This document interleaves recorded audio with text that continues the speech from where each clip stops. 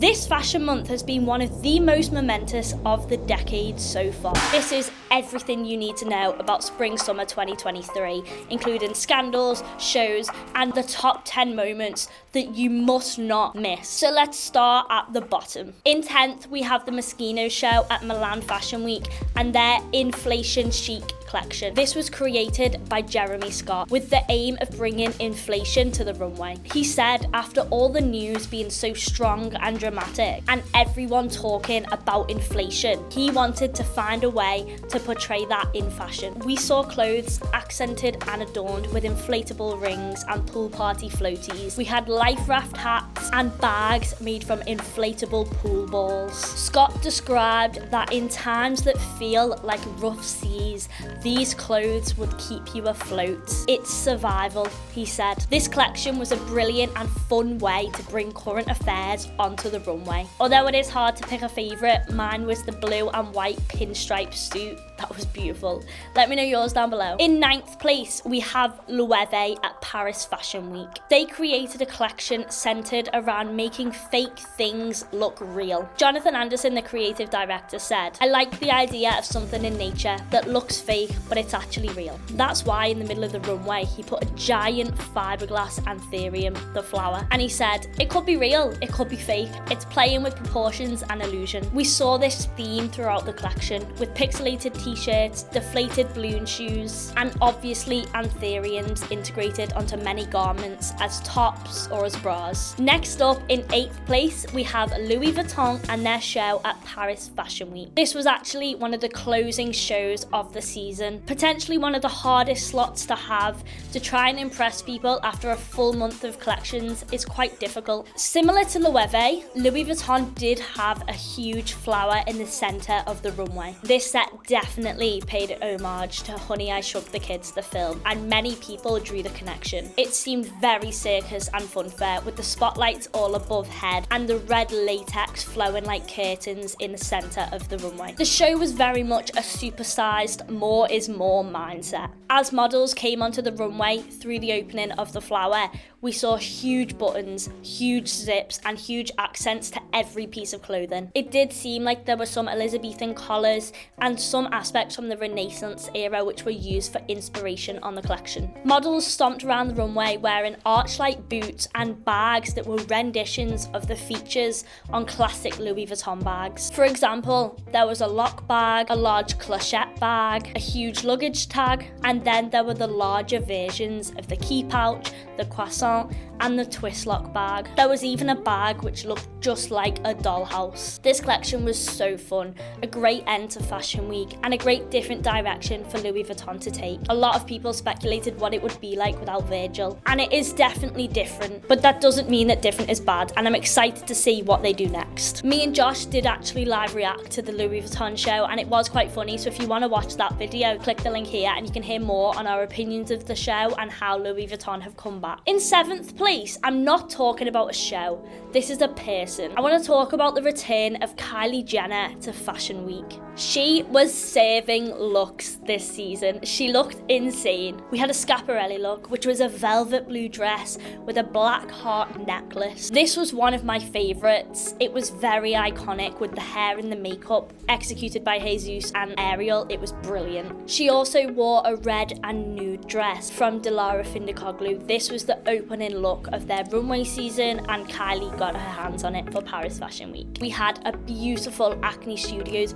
batwing gown. Controversial, some said it looked like a bedsheet, but I love this look. She also attended the Coperni show where she wore a blue mini dress. For Balenciaga, she wore a full-length body pink fur dress. We did see the line version of this dress on the runway at the show. For Loewe, she wore Loewe underwear with a long grey coat on top and some black heels. To her Balenciaga fitting in Paris, she wore the full Balenciaga all-in-one bodysuit, the huge lime yellow oversized tee. We had a conversation in the office because I feel like some of these looks will be seen at Halloween events in years to come. In 6th place is another Kard Jenner sisters impact. We have Kim Kardashian's show with Dolce & Gabanna at Milan Fashion Week. The collection was called Ciao Kim. It was created by Kim choosing archived pieces to re-show on the runway. You may ask, how did this collaboration come about? We did too. Dolce & Gabanna are an extremely controversial brand. Stefano Gabanna himself has even called the Kardashians the cheapest people in the world. So in an interview with Vogue, Kim described how the partnership stemmed from meeting at her sister Kourtney's wedding, which was basically sponsored by Dolce & Gabbana in Italy. The venue, the dress, the whole experience, and the outfits worn by the family were from Dolce & Gabbana. But one family member refused, and that was Kim. Instead, she ended up wearing all archived pieces from her own personal archive, which is about 30,000 pieces. It turns out that Dolce & Gabbana didn't even have these pieces in their own archive, and therefore sparked a conversation between the pair. The show was created using 90s and Y2K pieces. We saw a lot of black, a lot of silver, and also some leopard print. There was so much jewellery, and Kim herself closed the show by wearing a full black crystal gown. Although the pieces were beautiful, the show still didn't avoid any controversy. Twitter was in uproar after seeing the opening video to Ciao Kim. In the video, Kim is eating spaghetti. You may think nothing of it, an Italian brand eating Italian cuisine, but if you've heard of Dolce & Gabbana's controversial moments, you will know why this was so wrong. In 2018, Dolce & Gabbana released a video in which a Chinese model was given food to eat and chopsticks to eat it with.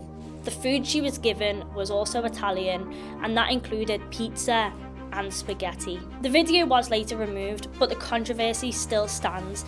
This wasn't the first time that Dolce & Gabbana did something wrong. They've previously sent a model on the runway with racist caricature earrings, and they even created a sandal called the slave sandal. It's honestly appalling what they've managed to get away with and still have such a big platform. It does make you question, why on earth did Kim want to work with this brand? Because I'm sure with the reputation that she has, she could have had this offer from other people. In 5th place, we have Balmain at Paris Fashion Week, and it included 12,000 members of the public in attendance to watch the finale show, which was actually closed by Cher on the runway with Olivier. The show featured 100 looks, which were all created with sustainability in mind. Olivier was inspired by Cher's career and her devotion to human rights, the environment, and wildlife. Olivier described his journey into sustainability as eye-opening, in a way that reminded him of the great discoveries made in the Renaissance. Hence why he included prints of Da Vinci and Michelangelo's artworks in his collection, besides pieces inspired by Ethiopia and Somalia, Olivier's roots. He worked with artisans from Egypt to create bustiers from fallen bark and branches. Along with all of that,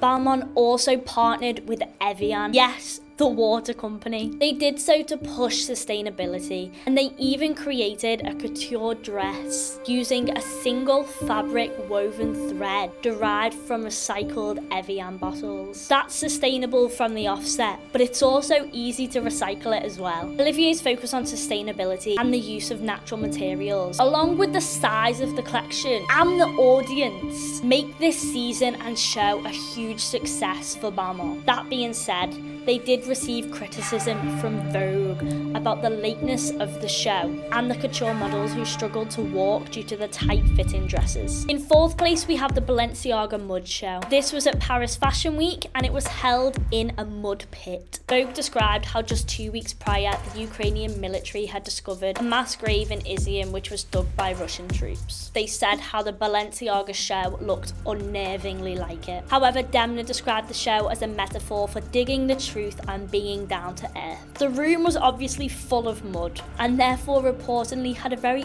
earthy aroma to it. As you can see, there were puddles in the middle of the runway, which meant the mud went all over the models as they walked. Kanye West opened the show. This was before his controversial Yeezy show took place. Balenciaga displayed biker jackets, bags which had a sleeve for a handle, teddy bear bags on harnesses, crisp packet bags, bike chain jewellery. One model even carried a fake baby which looked unnervingly like a real child. And they also debuted their brand new 3XL sneakers. You can hear more about our thoughts on these and their potential, or lack of, to become a trend in our trend predictor video, which I will link up here once that's been released. All in all, Balenciaga created a brilliant collection. As always, they created a set which prompted discussion about the world's current affairs. It's also worth noting the makeup and facial piercings of the model. It was definitely something new to see on the runway.